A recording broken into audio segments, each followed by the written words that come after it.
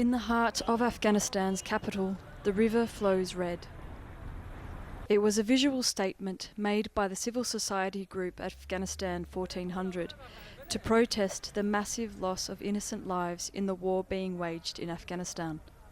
We thought a lot about how to symbolize the depth of the tragedy that's going on in Afghanistan with the loss of civilians, and we thought of several ways of doing it.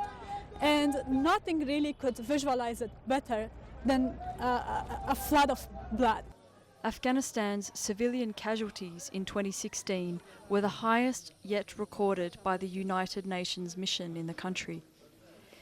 Nearly 11,500 people were killed or wounded, and estimated 1/3 were children.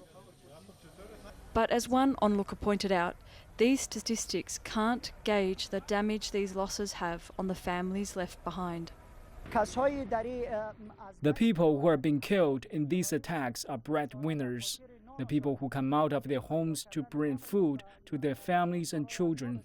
While Kabul River ran red to signify this bloodshed for only a brief time, the act was televised live on national television around the country, in some way to remind Afghans not to become indifferent to this rising number of civilian casualties. And what we want to do by this symbolic act is to bring the attention back to the cost of war and say, look, we notice it at an individual level. We are all victims of this war, but let's have a collective realization, a collective awakening about this and start talking about how can we end it.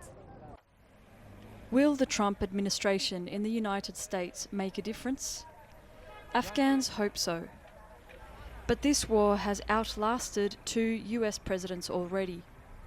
Now that a third has taken office, Afghanistan's rising body count suggests that ending this 16-year conflict may require much more than extra boots on the ground. Catherine James, CGTN, Kabul.